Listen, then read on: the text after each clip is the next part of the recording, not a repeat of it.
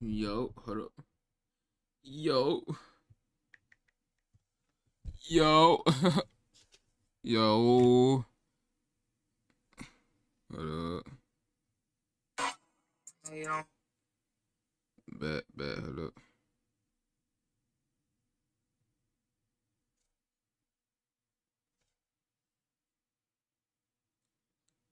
Live on YouTube, live.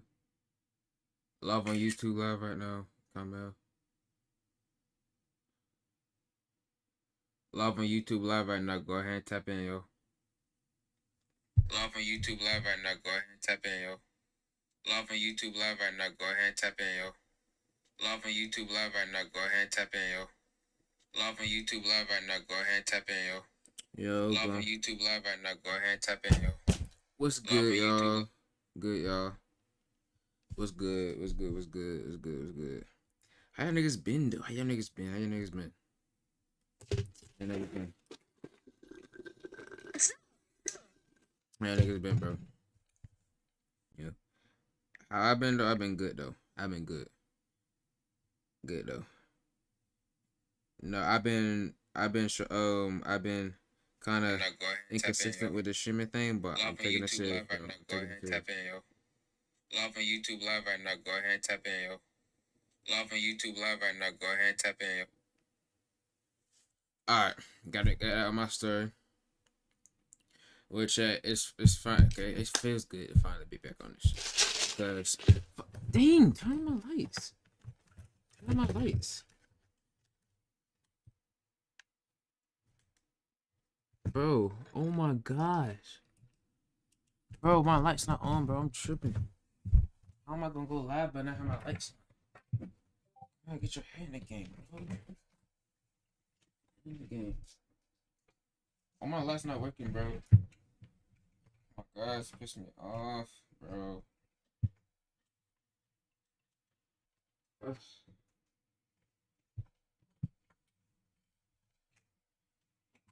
Okay, hold up. Hold up.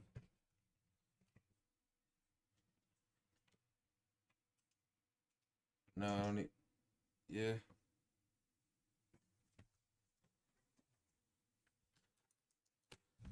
Yeah. That's good. Light off, though. Light off, y'all. Light off. Light off. Light off.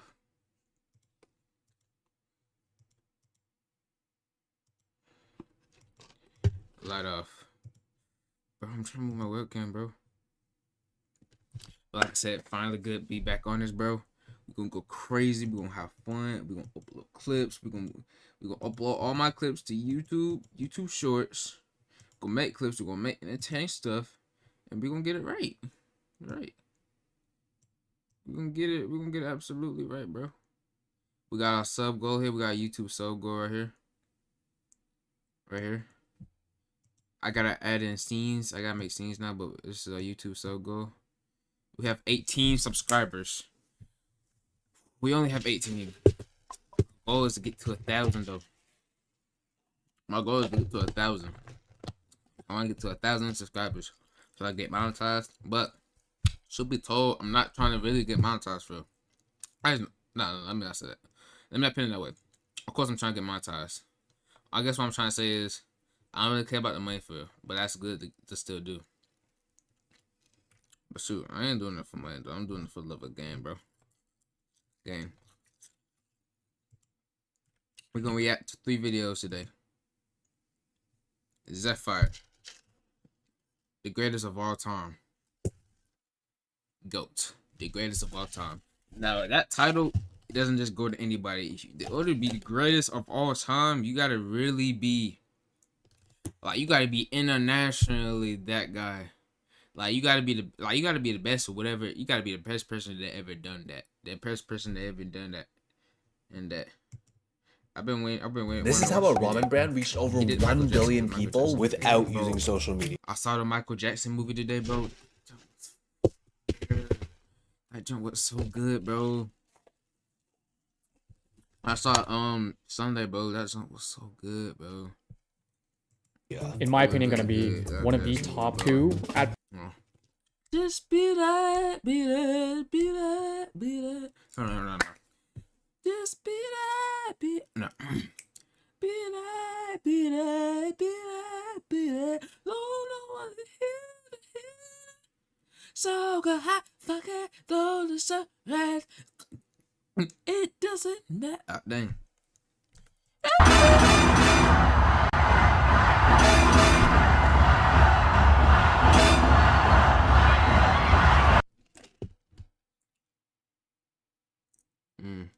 Goat.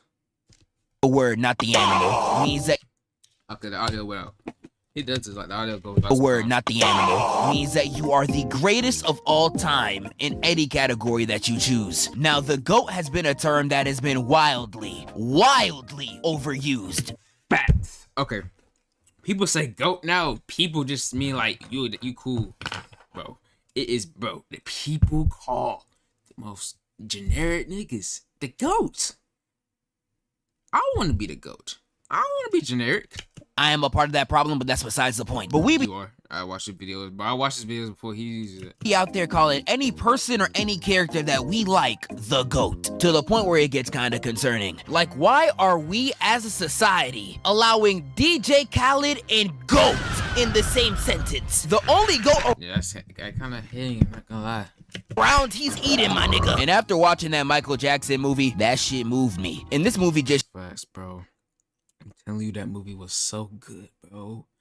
Jafar Jackson really did a good job, bro.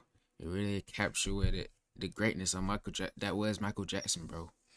Y'all talk about Dude Dennis aura, bro. Michael Jackson's aura, bro. I need that. showed me you cannot Nah, I want my own aura. just call anybody the GOAT when you have people like him that exist. Like, Michael Jackson's aura was just different. All this man had to do was kiss women on the cheek, and they looked like they was halfway about to collapse. Like, I know backstage Shawty was looking like these. I go through MJ's aura in depth in my aura farming video, but one thing that I did not mention was the music videos, cause Michael Jackson's music videos are a lost art. Like, these videos would have the most insane stuff imaginable. Like, you would really watch through these and you would see women getting beat up, and Michael Jackson would just dance in response. Like, nah, getting beat up, and Michael Jackson would just dance in response. But he see someone mama getting slapped.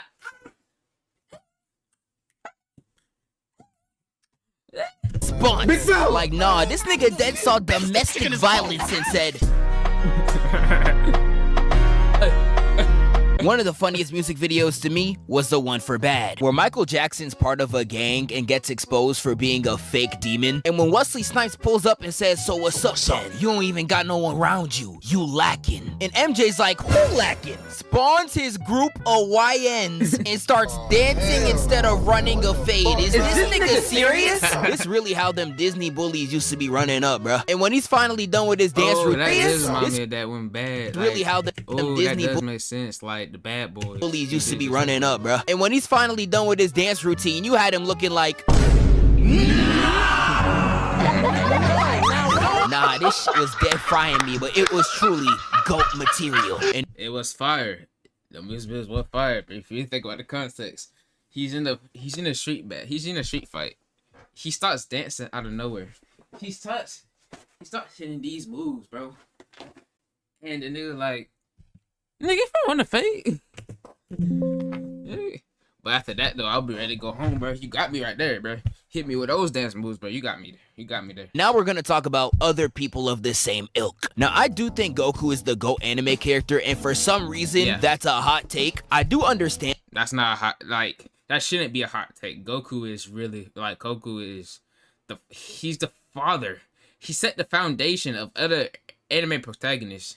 There's no debate. It shouldn't be a hot take. And some of the hate Goku gets, because back in the day, his fans were doing unparalleled levels of dick riding. You couldn't talk about any anime character without hearing, "He not beating Goku though." Shut up, bro. Always talking about beating Goku. The niggas typing this couldn't even beat diabetes. And although this was a very annoying era, it does not take away from the fact that Goku is the GOAT. Goku has the most iconic move, the most iconic transformation, the most iconic silhouette. Okay, that's another thing about the GOAT. In order to be the greatest of all time, you gotta be iconic.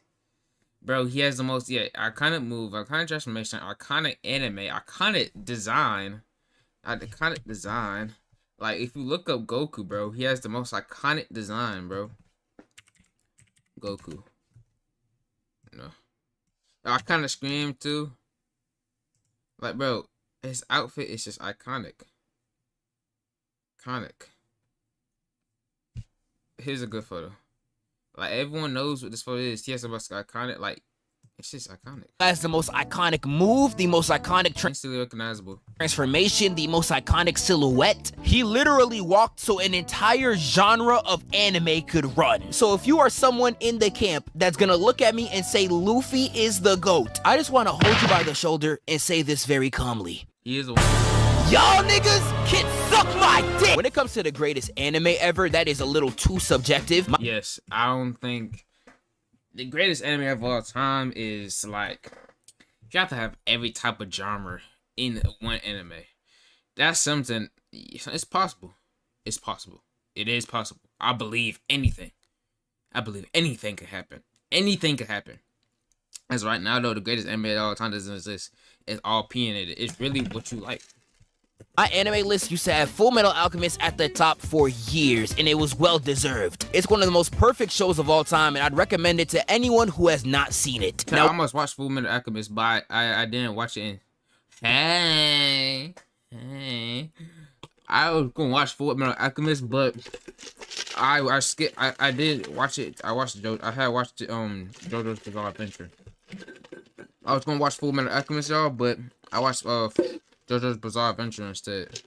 One of the most common places you would see the GOAT talk about is sports. And depending on which one you're talking about, there's either a debate or there is no contest. And yes, it's either no debate or no contest. So, okay, so first off, basketball.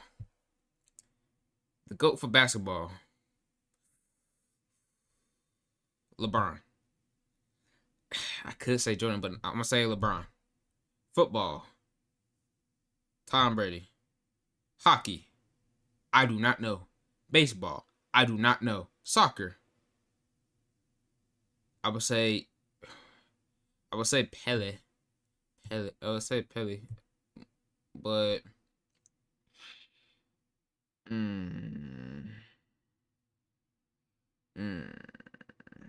I say Messi. I say Cristiano Ronaldo. What other sports are there? Track, Usain Bolt, obviously. Other ones, I don't know, nigga. That's all the sports I can name. American football, it is very clearly Tom Brady. I know niggas were trying to gas up Kermit the Frog for a minute, and I was just like... Like, you do not make one of the largest sports comebacks of all time to be in Patrick Mahomes talks. When it comes to track and field, there was an undisputable GOAT in Usain Bolt. Usain Bolt in his prime was a different breed. He had announcers saying lines that didn't even make logical sense. And Usain Bolt has now broken his 5th world record in 12 months. And rounded down. Like, if you look at some of these races, it was legitimately unfair. He was gapping the fastest people on the planet like it was... It was nothing. Like, that man was so fast, like... was nothing. And Usain Bolt was the type of dominant where I would genuinely hate the nigga if I was running against him, because his aura farming was on a completely different level. Because you'll see people using all their might to run as fast as they can, and you'll just see Usain Bolt next to them jogging while you saw that one video of that that football skill, like that football player's running and that man's like the ref is like, while the football player's resting his heart out, the ref is just like literally laughing in their face, nigga. Soccer is Ronaldo. It is Ronaldo. I'd harm you. Right. Okay, so I like soccer. I like soccer a lot, But I gotta get into the world, so I can't really say who's the GOAT. But I would say like Cristiano Ronaldo, based off his knowledge, or Messi. Like, these are people that spend their entire lives training just for this moment. And Usain Bolt is taunting half the match and still getting first. You are not winning against this nigga in his prime unless you were doing this. And he was such an aura farmer, he actively ran slower on multiple of his world records because he was too busy taunting at the end. Like, this number right here is only a world record because he decided to slow down and pump his chest. If he was legitimately serious throughout all of his races, I don't even know how much faster he would have been. I think his most legendary moment gotta be the 2008 Olympics, where he got 3 straight world records back to back to back. Undisputed GOAT of the track field. And we got even more undisputed GOATs like Tiger Woods. Now, I know recently we seen this man Tiger Woods losing his mind. Yeah, he. Oh! Big foul! Bro was out there trying to make domain expansions. His CTE was acting up. But he is. Nah, yeah, something's wrong with something's going on with Tiger Woods. Something. Tiger. What's wrong? I ain't gonna say what's wrong, because what's wrong is like saying like what's wrong with you, stuff like that. That's not good. What's up with Tiger Woods? Tiger Woods was involved in a rollover crash in Florida, arrested for a DUI, is now stepping away from golf to seek treatment and focus on himself. But I can't go based off articles because people have actual lives. You can't just go off articles. People have actual lives, so that's the thing. It's like by far the GOAT when it comes to golf. When you look it up, but he is like by far the GOAT when it comes to golf. When you look at a lot of the metrics, he is by far better than anyone at place 2, 3. Gosh. Wait, what? Oh my gosh, that blows everyone out the water.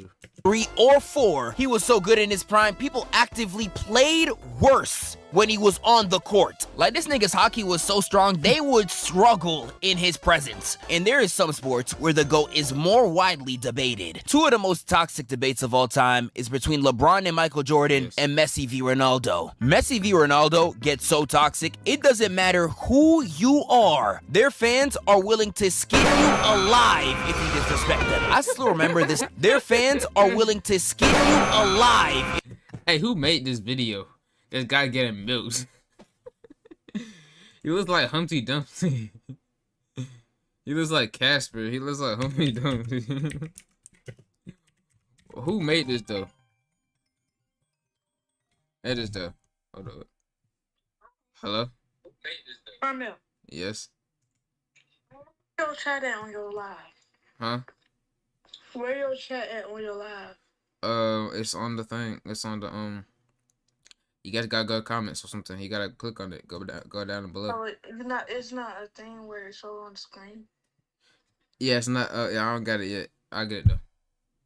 Oh, well, look at my chat. I saw. I responded. Oh, what you said?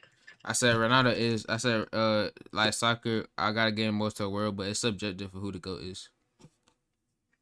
Cristiano. Wait, Cristiano Ronaldo. Did I say it right?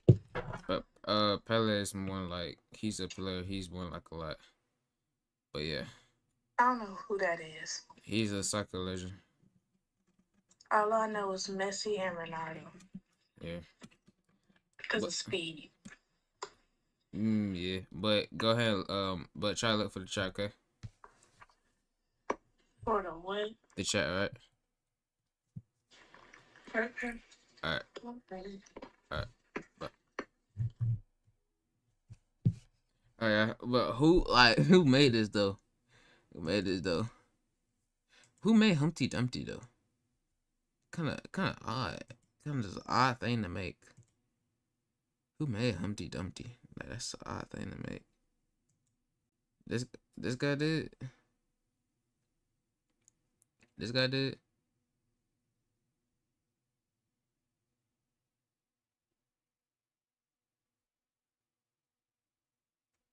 Who just made him? Like, it's just alright. Okay. I guess. A classical nursery rhyme by Ed Falls, but can't put himself back together.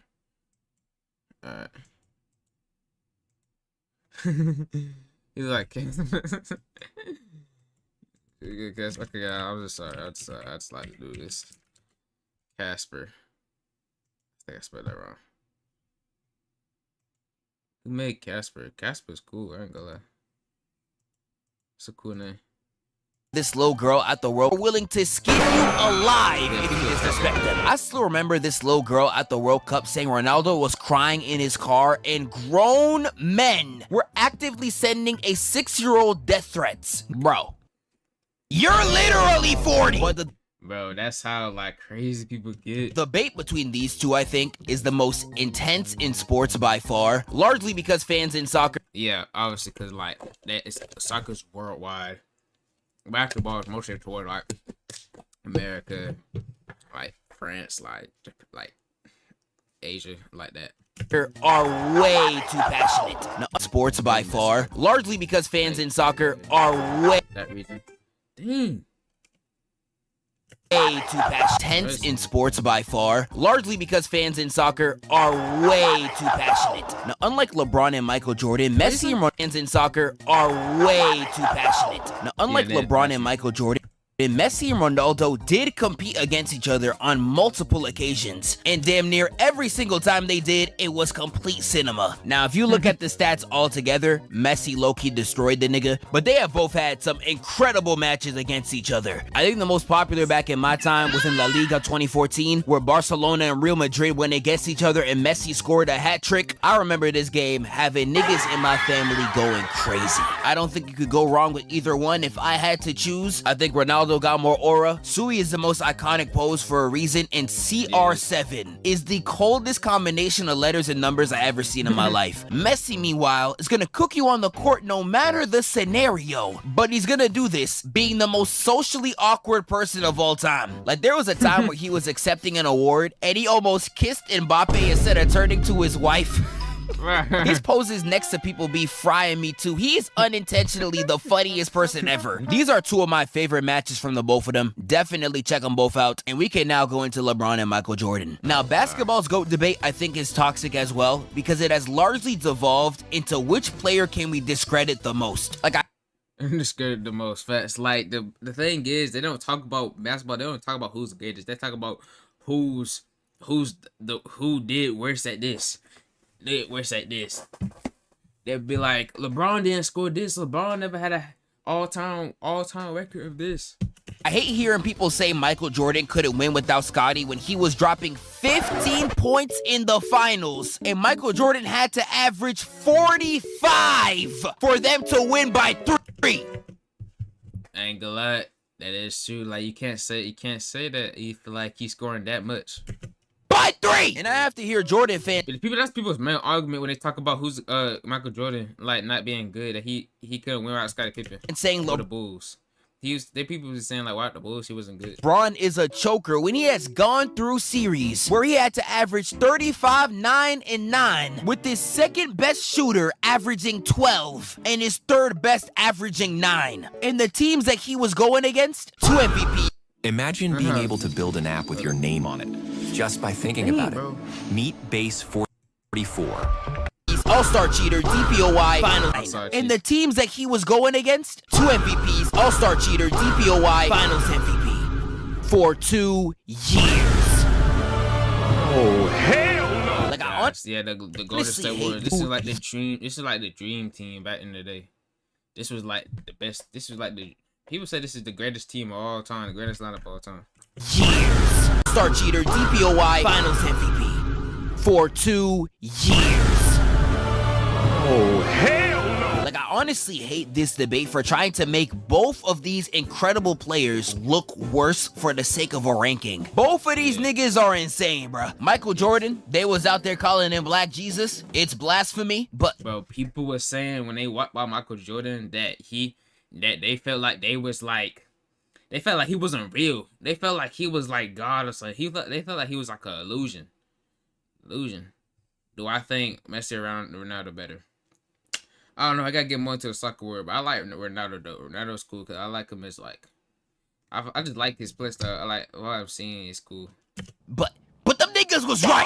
Not only in Black Jesus, it's blasphemy, but It is them blasphemy. niggas was right. Not only has he had the most aura out of any sports player imaginable, his stats pre-retirement were actually unreal. I'd recommend watching some highlights from the 1993 finals. He legitimately looked 5 times better than anyone who was on the floor. In LeBron.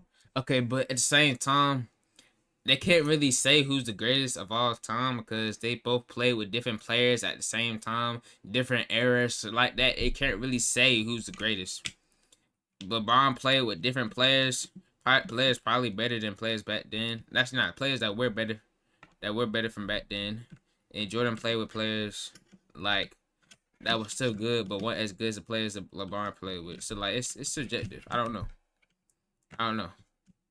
Not saying, I'm not trying to down nobody. I'm not trying to be like those fans, but it's like hard to say. LeBron, my glorious king, where do I even begin? Although he has done on the floor. In LeBron, my glorious king, where do I even begin? Although he has You are my sunshine. I'm sorry, y'all. I gotta keep up. done a lot of manipulation in his career to make sure he had the best chance of winning, I think fate made sure he paid for it every time because he has had some pretty terrible injury luck when it comes to his teammates. Like he was out there playing with Anthony Day-to-Day Davis. This nigga would sneeze and be out for 2 weeks. And that has made him walk into certain series with his starting lineup looking like this. Hold on, what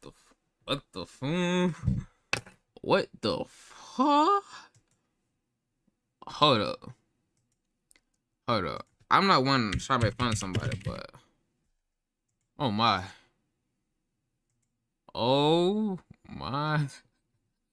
I know I have a friend that just looks like this, bro. Oh my gosh. That is disgusting. That is atrocious. That's atrocious. That is atrocious, bro. No.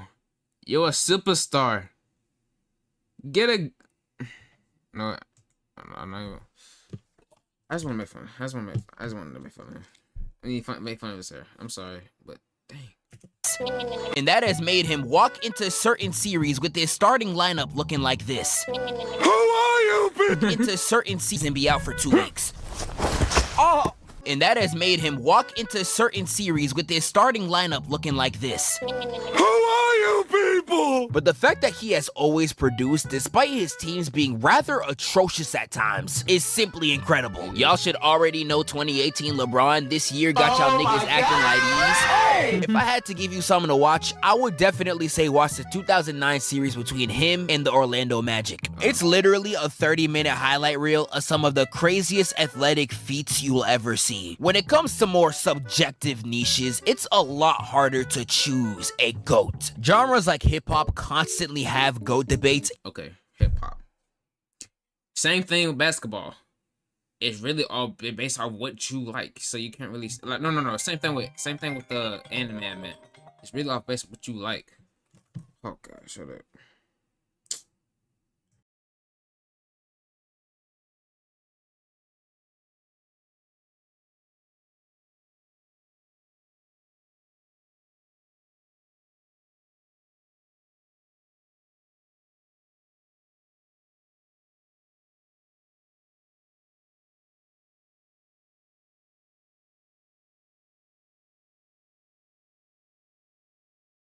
Yeah, be right back.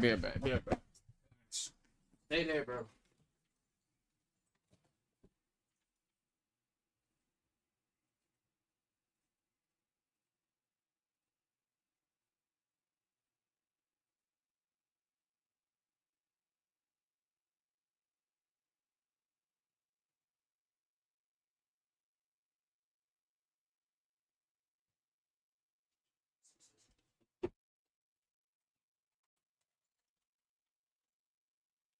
Alright, not check. I'm back.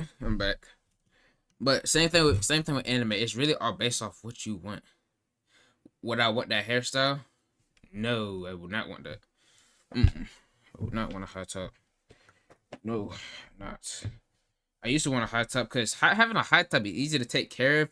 Because technically, you don't gotta have smush down here in the back. You don't gotta worry about that. Like in the morning, you just top your head, you look straight. It's easy to take care of. And it feels good when you go to sleep because skin isn't back your neck, but it's not. It doesn't look good. Good. It's outdated. But same thing with anime though. Like it's really based off you. Like me personally,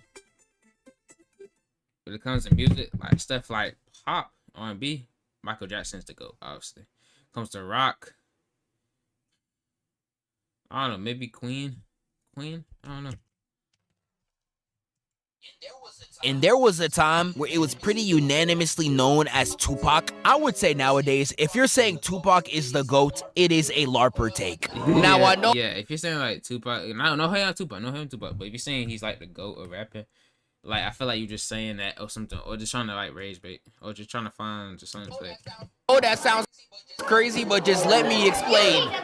Not saying Tupac's a bad rapper, he was incredible. But if you are under the age of 25 and you're going to look me in my eyes and say Tupac's the GOAT, you are just trying to be different and you are not a vibe, nigga. Yeah, like if you're under 25, you don't listen to Tupac. You have to listen to Tupac. Feel like status, bro.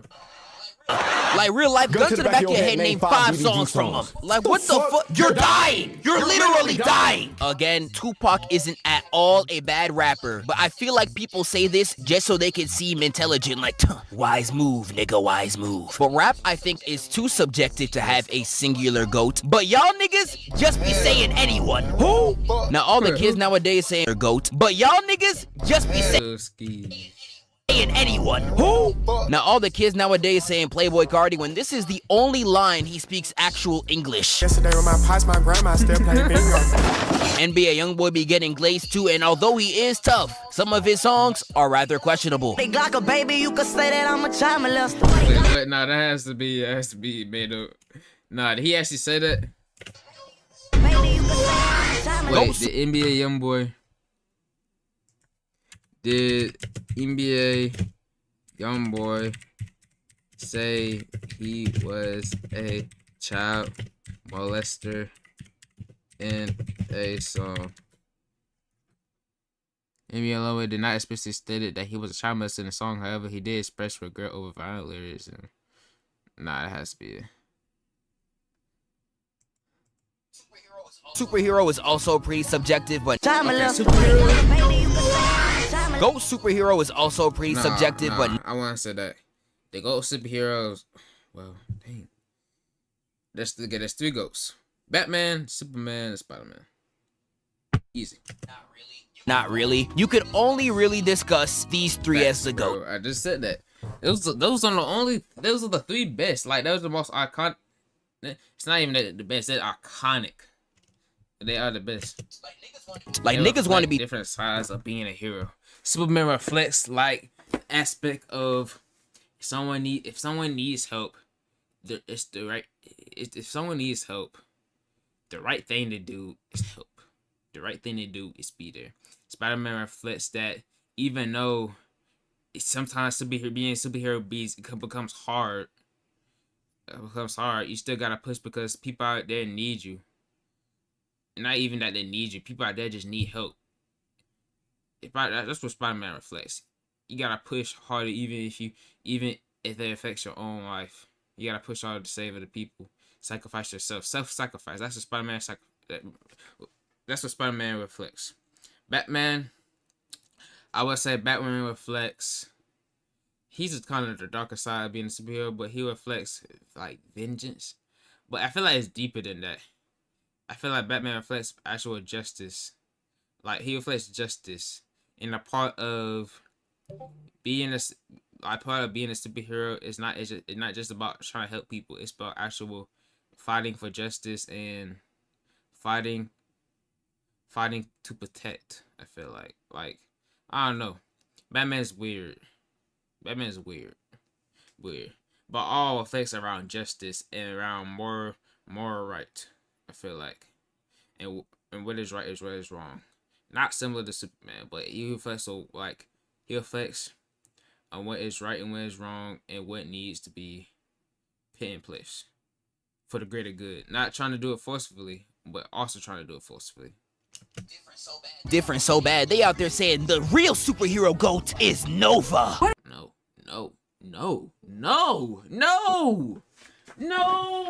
Nova? No. Nova, look, Nova looks cool. Nova's cool.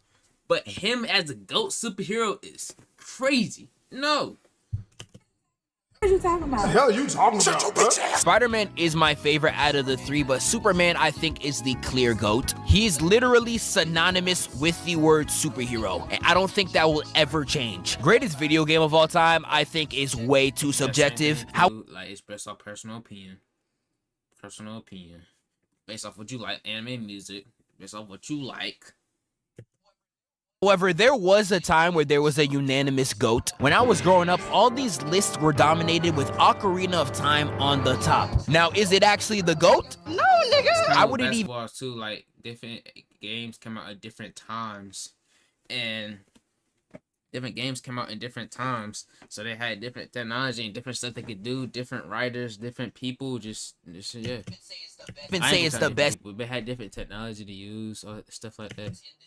In this series, but I would say for a good 10-year span, most gamers were coining this as the best game of all time. I don't know any other game besides I wouldn't even say it's the best in this series, but I would say for a good 10-year span, most gamers were coining this as the best game of all time. I don't know any other game besides maybe these three that have that on their resume. Now, GOAT video game characters, a different conversation. I think it's very easily Mario. Nah, I don't Mario or Sonic. Well, it's either Mario or Sonic. Both are iconic, but Mario is a little bit more iconic. But Sonic has his own fan base. Mario is more worldwide, while Sonic's more of his own his group of people who feel it. Know who else would enter the conversation, but me personally, I'm going Sonic. I know all the Nintendo fanboys mad, but what top 5 you smoking on, Mario? Cause my top 5 is Sonic. It's no use. Kid, it's no use. I got a Sonic vs. Mario video in the vault. Let me know if y'all want it. Yes. That's all I got for now. Make sure to comment any other GOATs that I missed, and I'ma catch y'all next time. But Sonic is better. I like Sonic better than Mario. He's just way more interesting. Sonic's just way more interesting. He's just way more cooler. He's just cooler. Like, he's way more interesting. So, WVO by Sub Boii. Appreciate it, Gango. This fire is fire though. We need another video. We need a video about Michael Jackson. We need a video about Michael Jackson.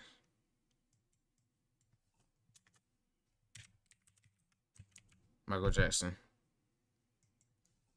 I could do a tier list with his songs, but I don't know. I gotta listen to every one of his songs. Michael Jackson was turned into a monster. That's crazy to say. Michael Jackson. Videos, I wanna rock with you all night, sunlight. Okay, Smooth Criminal is very iconic, bro. I don't want to say so. Okay, Speed Demon. I'll listen to that song. Speed Demon. Bang by bang. Not on my watch. Stop dropping your bank beats. Beat is okay. Beat it is. But Smooth Criminal. When you think of Michael Jackson, you think of this outfit and stuff. Smooth Criminal. You think of the hee. That was a hee. The thing where he does like this. The thing where he does this. Like he leans down like.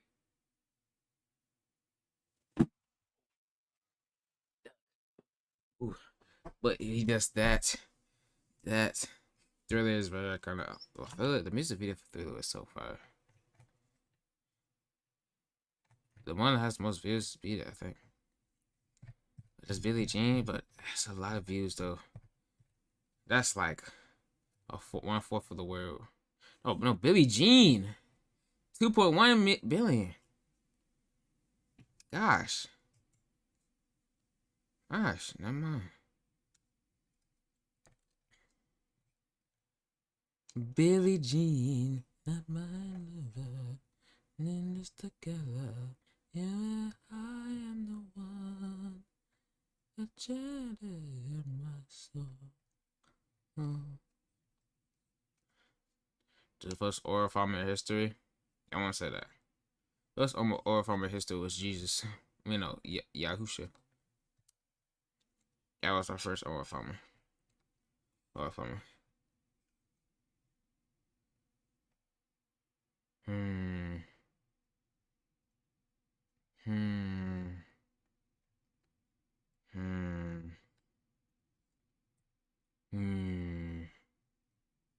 Degenerosity. Degenerosity. Degenerosity.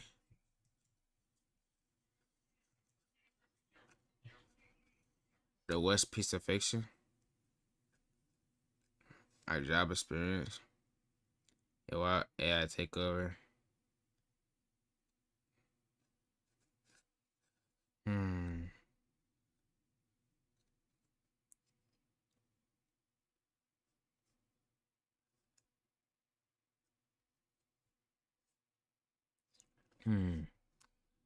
This one. I wanna watch all of these, bro. I wanna watch all of these. Dang, this nigga has to upload in 10 months? Oh my gosh. Make all these views, bro. If you don't upload, bro. Nigga, upload a damn video. Dang video. Gosh. AI takeover, job experience, my job experience. Wild confessions, everything's expensive. I'm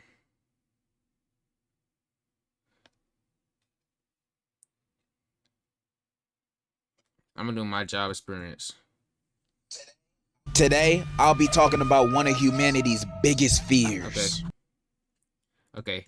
My job experience by generosity. People be saying him and Jeff be, dang, he has a lot of likes. People saying him and Jeff be the same. Generosity. Today, I'll be talking about one of humanity's biggest fears. Oh, real quick. This nigga has uploaded in 2 months. Okay, I've said that. Yeah.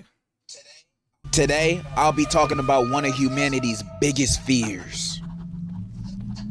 A job! This is a horrifying path that almost everybody will have to eventually face in their life, whether we like it or not. And most of the time, we don't. But everyone has to get their bread somehow. So we just gotta suck it up and pray that we win the lottery or our parlay hits one day. Because let's be for real, nobody want a job. Like, unless you got real aspirations for a certain type of work, I think most of us, if given a magical opportunity to get paid however much you get paid now and not work that job again, we would take it. Because most of us see jobs as a way to get by in life and try to make ends meet. There's no room for you to pursue passions in this economy. You better second guess that art. I see, like, people, like, educators and stuff, they be saying stuff like, you should, they be pitch you in the mindset that you need to have a job to meet ends meet. I don't think that. I think when you live through life, you should pursue actual passion. I'm saying, okay, you should live your life and pursue what you define as what you want. You know, I would obviously say have God in there. But if you have a passion, I would say do that. Pursue that more than a job. I mean, obviously have a job, but turn your passion to a job. I remember one quote from Joker. From The Dark Knight. He said, if you're good at something, never do it for free. That stuck with me.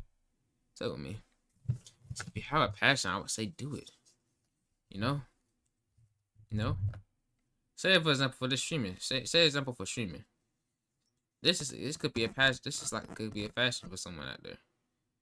And this could be turned into a job, but this is also something you love doing. You know? So I just see that as a job. I say that as like a way of life. I don't think you should do jobs just to make ends meet. I think you should do jobs I think you should find a job that's your passion. Oh, no. A better way to say it is use your passion as your job. Like Joker said, if you're good at something, never do it for free.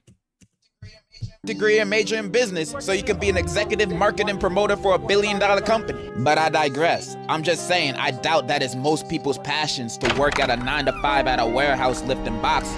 I don't mean any disrespect, but am I wrong? Plus, it's fun being unemployed. As long as you got a roof over your head and don't need to worry about bills, most likely because you still live with your parents, then why would you want a job? That sounds like it's taking away your time from being grandmaster on Rivals and watching reels. Nah, that's too much. But eventually, you want to get your own stuff. You know, young boy tickets ain't free. Or life really hits you in the face and now you actually have bills. So eventually, we all have to get a job. However, you know what's harder than actually deciding to get a job? Finding one that hires you. I swear you could send 100 applications to 100 different places and all of them would still ghost you. You think with how many jobs?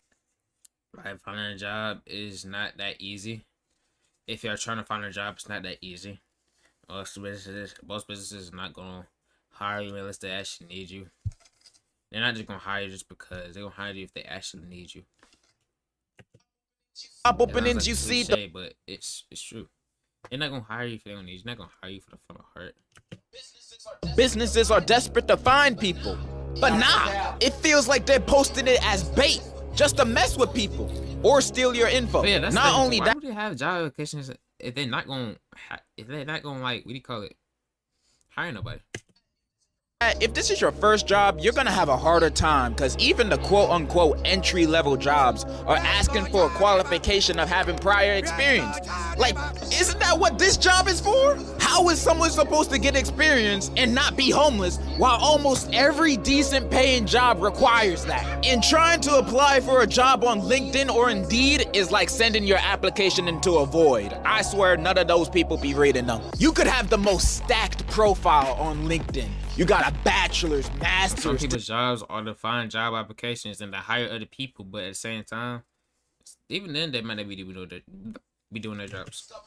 Discovered the cure for cancer. Then you send in an application for your dream job to your dream company. Then they write back to you saying, "We've read your application. Unfortunately, the CEO's daughter has took your position that you applied for, so get the fuck on." Back when I was still applying for jobs, I lived. Nice away.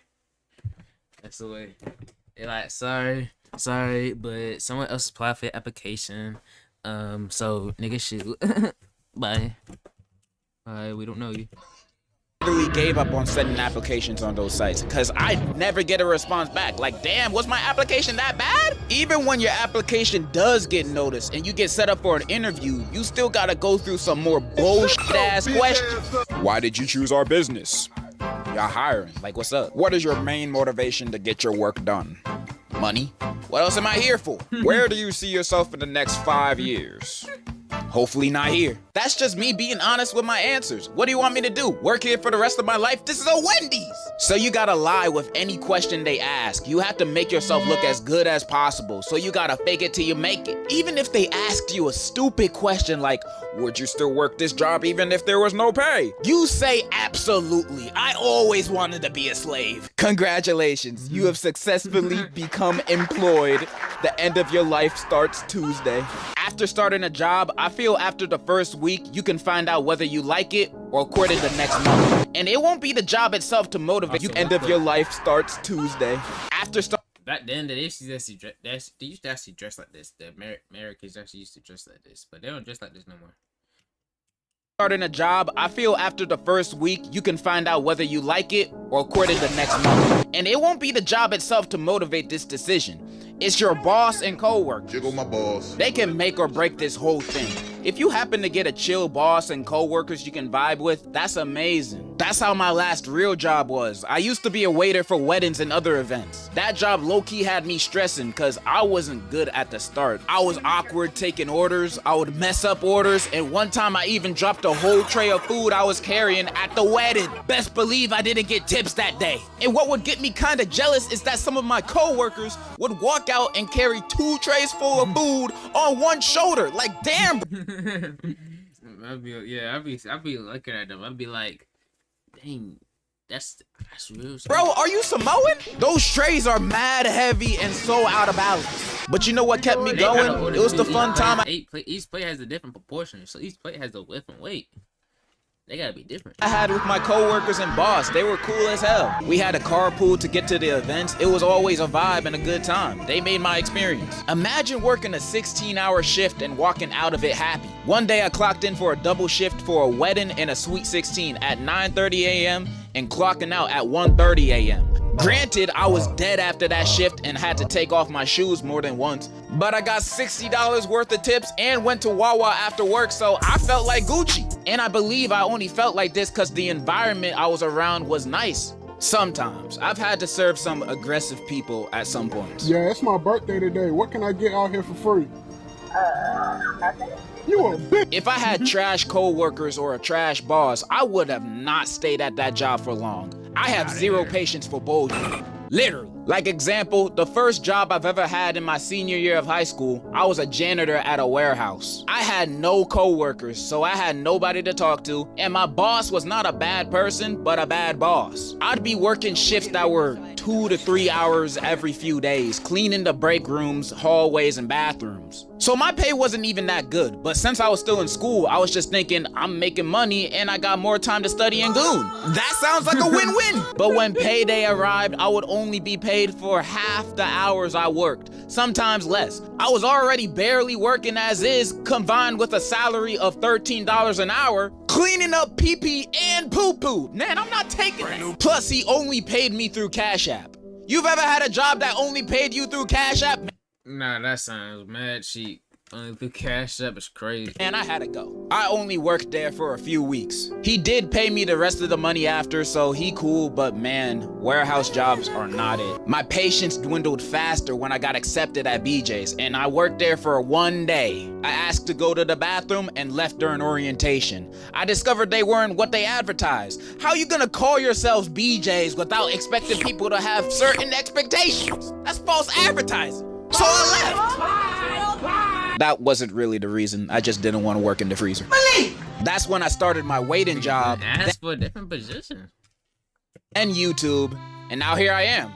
Unemployed since. I'm just saying I can understand the struggles of looking for and having a job. Man. Especially the ones you only take to make ends meet. Well, and it's not that simple. You gotta you gotta do what they give you sometimes. Which is unfortunate. You gotta do what they give you. So that's why I don't want to work for nobody one day. Unemployed life can be really fun when you have stuff to fall back on. If not, it will only be short-term satisfaction. Eventually, you have to get a career, deal with any of the shortcomings of it, and do that for the rest of your life. The American dream! So when looking for a job, make sure to get one that you like if you have the privilege to do so. That's all I really wanted to say. And in conclusion, enjoy unemployment while you still can. Different strokes for different folks. And so on. That video actually made me talk a lot. That Zephyr made me hype, but that one actually made me think and talk. Okay, that's good, cool. W generosity, D generosity.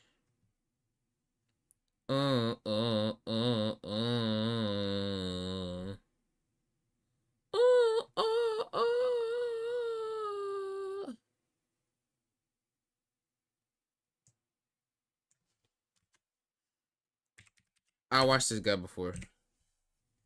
Derek F in the FDB. I watched this guy before. I mean, there's not character. I met guy before. I gotta do video confessions too. I gotta do that with y'all. Video confessions. Horror movies, strangest viewer questions, shows I hate living. Saddest movies I ever watched. Oh gosh, I remember this movie. Yes. Oh my gosh. I'm so sad. I'm so sad, bro. Yeah, bro. I ever had a crush on this girl here. Oh, movies. One nail clipper. Oh, that thing fell up my booty.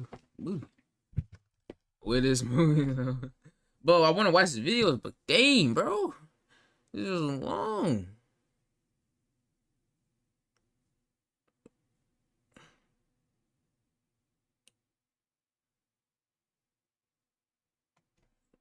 Saddest season I ever watched. Squid Games is sad though, bro. Whoa, what was this SpongeBob episode? Was it crash some demons?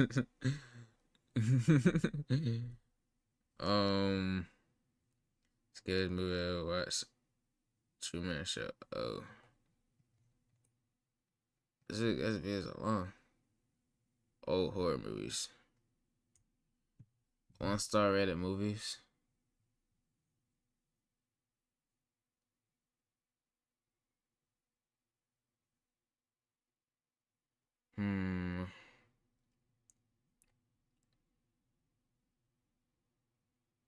Which one am I gonna watch? What am I gonna watch? I watched this one. Scariest movies I ever watched. Well, nah. Well, I remember this movie. This movie.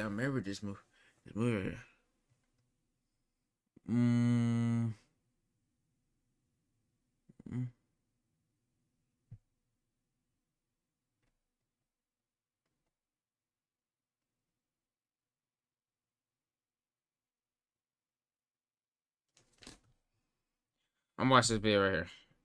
Saddest movies I have ever watched. You know, sad movies are sad, but they're also good. Just like people watch horror movies to get scared, people watch sad movies to feel. And I mean, yeah, that's the point of watching sad movies. You don't go in there watch like a sad movie. You go there and feel sad. Like, you want to feel sad. Really. Ew. And that's what we'll be going over today. Today, ladies and gentlemen, I'll be going over some of the saddest movies I've ever watched. And I mean like really sad, so y'all might want to grab some tissues, like for real. And in the end, I'll go over one of my favorites, but also one of the saddest movies I've ever seen. And if we talking about sad movies, I gotta talk about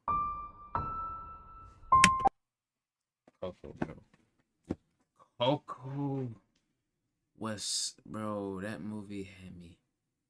Bro, his story, what's his name?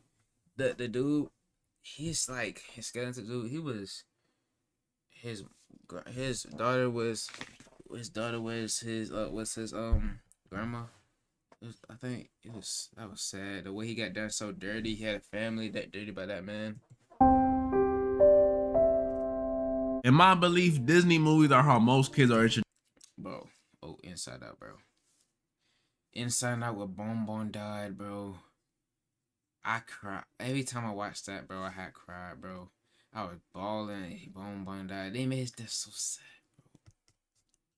bro. Introduced to sad films. And you may forget they have any because Disney movies now are so booty. But man, back in my day, it was hit after hit of sadness though. Toy Story 2, Jesse's backstory of being abandoned, sad. Especially after Toy Story 4 told us these dudes come I don't remember Jesse's backstory to life because of us. That's so sad. That's like you think you go into the park with your mom and you get all dressed up, you get all excited, and then she just leaves you on the side of a road in a box. Monsters Inc. 2, just sad. Crazy part is I love this movie and I'm fine every time I watch it until that dang ending, bro. Because Sully saying bye to Boo is just, I'm sorry. Then there's Nemo, which when it comes to Disney, I think could be the saddest one. Oh, and you might not believe me. A movie about fighting a fish is the most messed up one. Really? Yeah, it could be, because people forget that in the first 5 minutes of this movie, we see Marlin's wife and children get wiped out right in front of him. Yeah, they get... See Marlin's wife and children get wiped out right in front of him. Yeah, they gave this dude an Uchiha backstory. And his one kid who does remain is left handicapped. Nemo, with a tiny fin like he's that dude from Scary Movie 2. Disney movies be sad, bro. I haven't even mentioned Up and Coke. He's that dude. It's the father, his wife died, and all of his kids, and he has one kid left, but he's still grateful. That's probably maybe why he like the movie. That's like the theme, him finding his kid, because he's already lost like. From Scary Movie 2. Disney movies be sad, bro. I haven't even mentioned Up and Coco. Those movies left me crying like a bitch. Especially that Coco scene at the end. Remember me, although I have to say goodbye. Yeah, Disney got it. Even before those 2000s movies like the Smart founders know something most people miss. Get your domain name even if you're not ready to launch your business. With The Lion King and Bambi used to mess me up, but I think that's just animal movies in general, which could really be its own category. Dog movies in specific. Bro, yes, dog movies, bro. Dog movies are like, people, if you really want to make a sad animal movie, not any sad movie, just make a dog movie. Like, oh, it was just one dog movie. It was one dog movie I loved as a kid. Dog movies. Yes, A Dog's Journey. Yes, this one. Bro, I remember this, bro, when the dog died and the dog died, he had different lives of different dogs. A Dog's Journey. But like, he died the first time. It was sad. Then he finally meets like his owner again. Like, it's heartwarming. A Dog's Journey. Did they make a part 2? A Dog's Journey 2? They made it 2? What? Now this looks different. This look a different girl because it's a little girl feet. Best friend, dog. A relationship between man and dog. They just be sad, like Old Yeller, another Disney movie, by the way, but just way before my time. About a boy whose dog gets sick and he has to put him down. And I'm not talking about euthanizing him either. Nah, I wish. I mean, he had to take him out to the back and prime Fortnite 200 pump his dog. Then there. No, oh yes, I remember that. I remember like someone hearing about that. Like, oh yeah, he had to actually pin out his dog, kill him.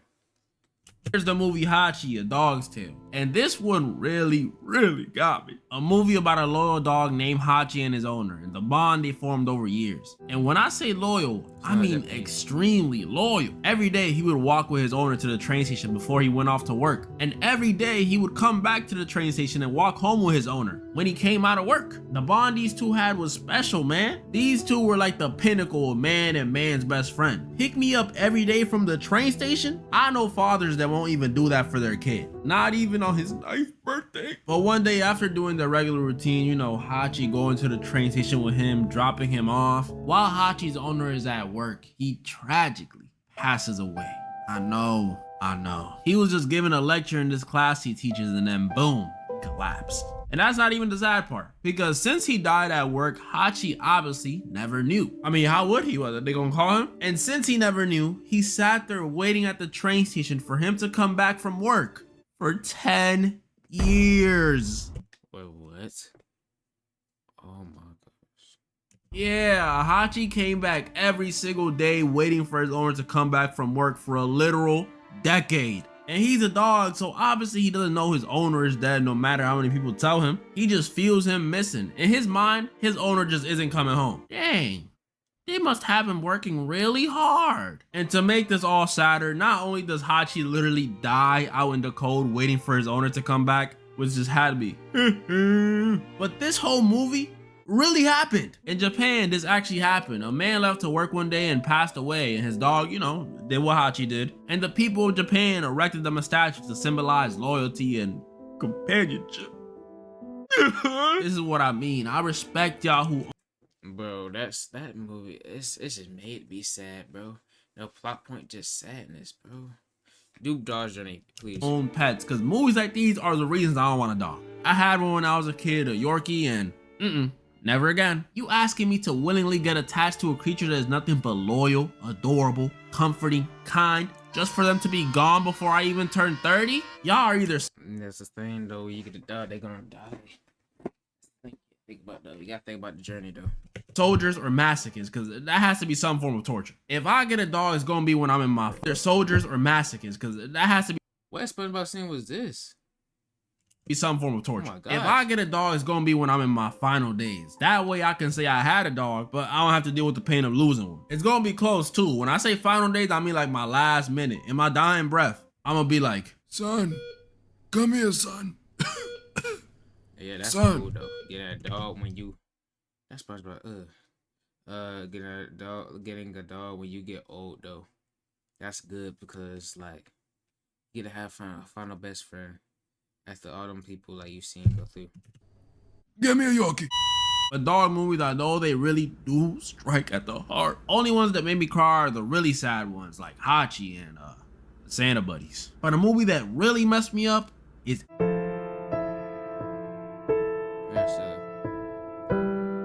now this movie, not gonna lie, was gonna be the one I put as the saddest for the vid, but I got reminded of another movie that literally scarred me, so yes, bro, this one gonna have to hold second place. But don't get that confused, this movie is still very, very sad. And also, one of my favorites. Seriously, if you've never seen it, please do not let one of my videos be your first experience with it. Please. So Interstellar is a movie where we follow this NASA pilot named Cooper and his 2 kids, his daughter Murph and his son, Timothy Chalamet. They live on Earth just like me and you. And the year. Okay, so I skip this. I should skip. Okay, I should skip this because Interstellar. I actually want to watch that.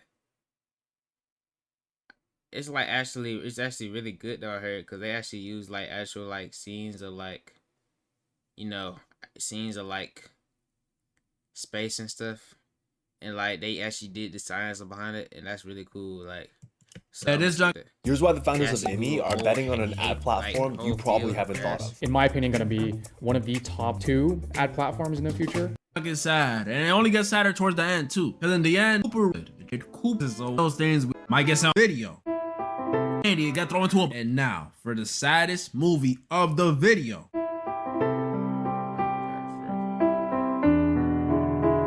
Off for no reason, bro. I feel like they still off. They didn't have to kill that girl, bro.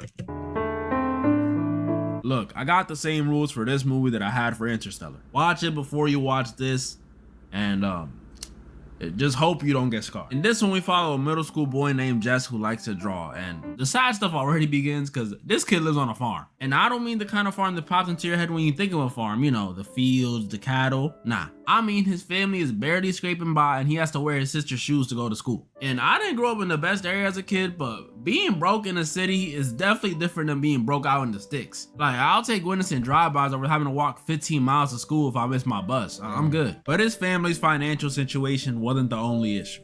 Cause on top of them being broke, out of all of his siblings, Jess is not only a middle child, so you know, his parents hate him, but he's the only boy. And when you combo that with a cold dad that only seems to care about his daughters, you might start hating your home life. Like seriously though, the difference is crazy. He'll hug and kiss his daughter and wish her a good night, but for Jess, hey, lights out, little bro.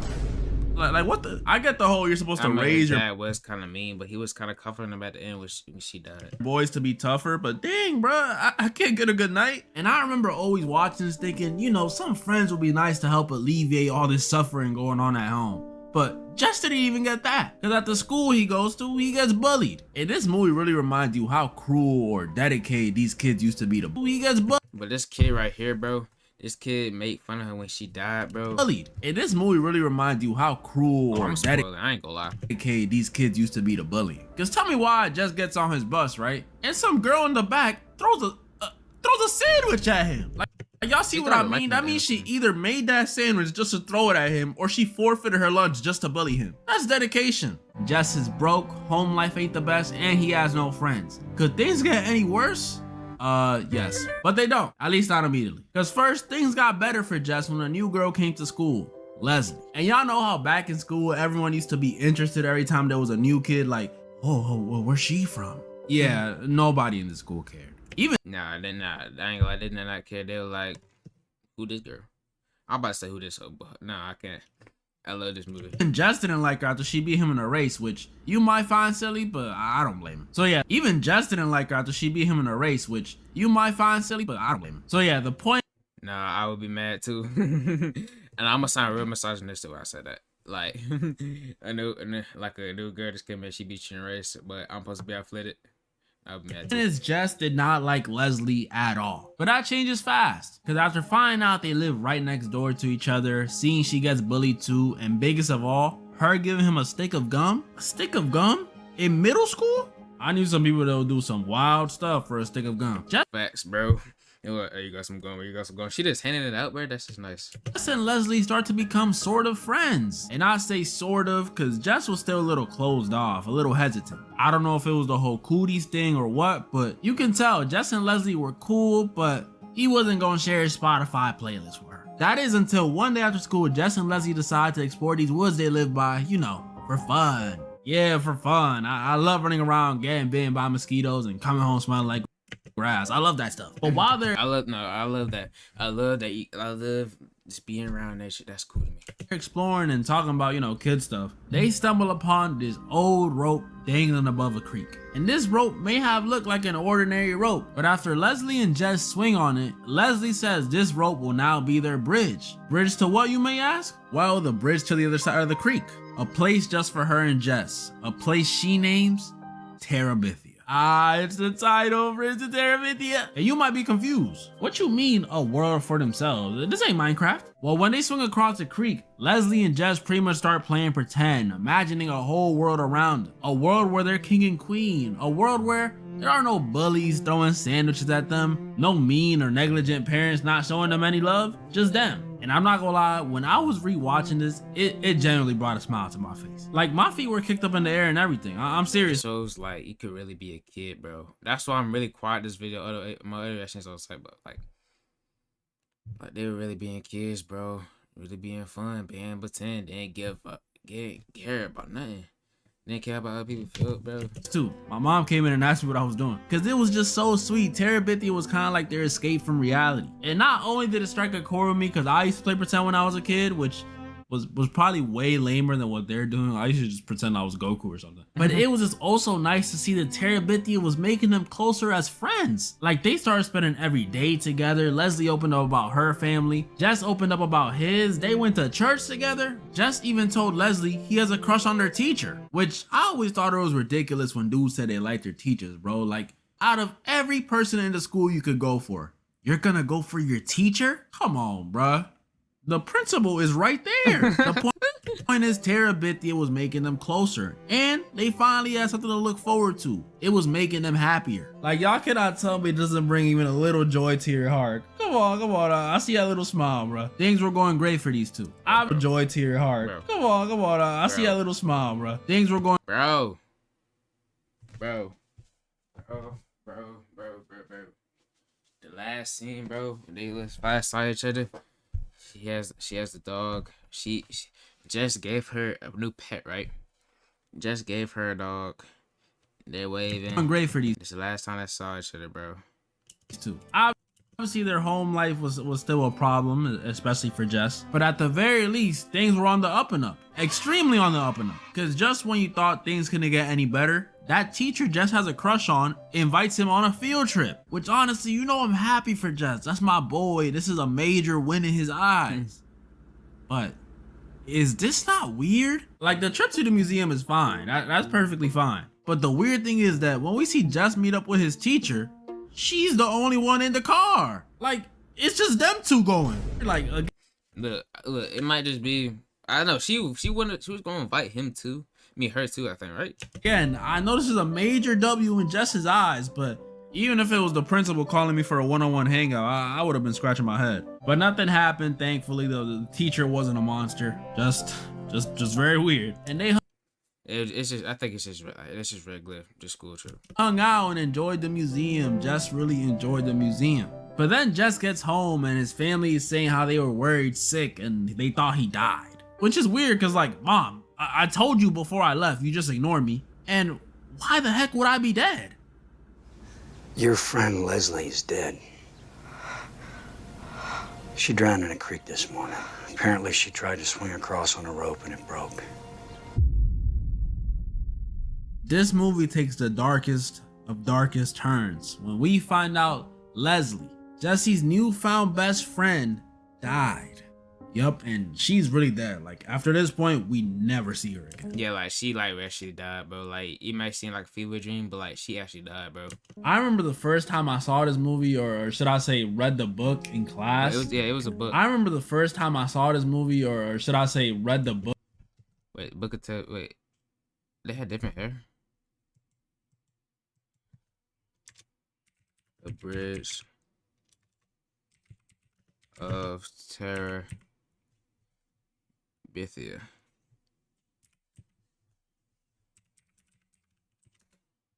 Bridge of Terabithia.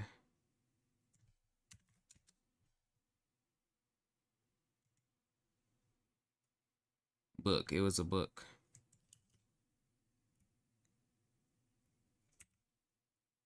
Book. It was a book. It was a book. Jess was blonde and Leslie was brown hair, like brunette. Book in class, bro. This part messed me up. Cause like I'm a kid, bro. My mom still walks me to school, and only time I seen people die was in those Disney movies we talked about. But you know, those are cartoon animals. Like it makes me sad, but this is just grim. I remember when my 3rd grade teacher read this part out loud. Some of the kids in the class started crying, and one of the kids sitting next to me raised his hand and said what we were all thinking. Miss, you said Leslie's dead? And I think it was worse now that I watched as an adult. Like back then it just scarred me, but now I know why it scarred me. Leslie was an 11 or 12-year-old kid who died in an accident. And it's not like she was a bad person. She didn't do anything wrong. I mean, bro, she's a kid, first of all. And the movie showed us the opposite. She was sold to us as like the reason Jess was starting to feel better. So for her to randomly get taken away like that was not only sad on its own, but it's sadder because it's realistic. The same way the movie presented it is the same way death is in real life. No build up at all. It just happens. Like y'all know. Exactly, like sometimes death just be like that. It's no build up, it just happens. Sometimes there is a build up, sometimes it just happens. How you'll be watching like a Terminator movie or something, and you'll know Arnold's about to die because you'll say something like, "Oh, get to the job, don't forget me," like something like that. In real life, we know it's not like that. And this movie encapsulates that perfectly. Y'all like that word? Nah, for real. Let me tell you how real this movie is. When I lost my friend, I was at the gym. You know, I was bench pressing. I was probably about to hit a PR or something because you know I'm strong. And when Kobe died, no one expected Kobe to die that day. There was no build up. He was on the helicopter and the helicopter just crashed. Like no one expected that. Michael Jackson kind of people like it was kind of a build up because like the pain medication and stuff like that. But just Kobe, he just died. My other buddy came up to me and showed me on his phone that people were posting my friend with the caption "R.I.P." And y'all know how people be saying their heart sunk to their ass? Yeah, mine actually did that. Like, I don't think I ever sped walked out of somewhere that fast. The people in the gym must have been confused. Oh my goodness. I think that guy himself. But it's because I was just so confused. I know that feeling. Your heart just sunks down to your heart drops down. Like you feel that boom. Like it actually feels like it's sinking down to your. Like I know that feeling, bro. Confused and distraught. My other buddy even followed me out trying to calm me down, but all I kept saying was, "Let me just think. Would you please just let me think?" To this day, I don't know why I was saying that, but that's what I was saying. I think maybe it's just because I had so many things in my head. Like, you know when you get overwhelmed, you get hit with like 300 thoughts flooding into your mind all at the same time? That's what was happening to me, I think. Because I remember as I was processing it all, it was just guilt, anger, sadness. But then that one random thought came in. Man, this is just like Terabithia. That's how real it is. I actually thought that. That's how real it is. This junk is realistic. I think that's why it hurt me so much to just see Jess go through it all. Like, cause he's also a kid and he's having to go through all these heavy feelings that honestly, you'll never be prepared for until it happens. The scene where he's crying in class, the scene where he's mean to his sister because he's upset. And that scene with his dad comforting him. This video got me tearing up again, y'all. Jess at the end of the movie doesn't get over it, because you don't get over that stuff. But he accepts that Leslie is gone. And instead of abandoning Terabithia, he decides to build a proper bridge so he can take his little sister there and they can experience what him and Leslie experienced. That was pretty much all the movies I wanted to go over this time. And this time, instead of commenting your favorite movie, comment down below if you shed a tear or even teared up while watching this video. I'm curious. I definitely did. Also, one last thing. I'm doing a Q&A next month to celebrate a very good year on YouTube. Round of applause. So comment down below some good questions you want me to answer. I'll make sure to pick some spicy ones to keep the video interesting. And moral of the story? Germany did what? There'll be a video by Derek FDB. There'll be a video by him. But that movie was sad though. It was out of nowhere. They were just friends. Then I thought he liked her or something. But nah, they were just friends, I think. It was sad, bro. Sad, bro. The Truman Show. The movie, yeah, I believe it probably was scary because, like, you're in a simulation. Everyone's watching you. Nothing you know is real. Dang, movies got you freaked up, bro. Movies been having you freaked up, bro. Freaked up, bro. But hey, though, that's life, though. That's life though. Oh gosh. Okay, y'all. Want to do it in this song? But I'm gonna get copyrighted, so I'm gonna look more into that. But chat. Dang. Hold up, man. Screw it. I'm gonna see y'all later, chat. Yeah, later, chat. We'll be our stream live tomorrow. Tap in, subscribe right now. We'll be our stream live tomorrow. My goal is to stream every day this week. We're gonna stream live tomorrow. We're gonna make it more intense. We're gonna have my creative new ideas.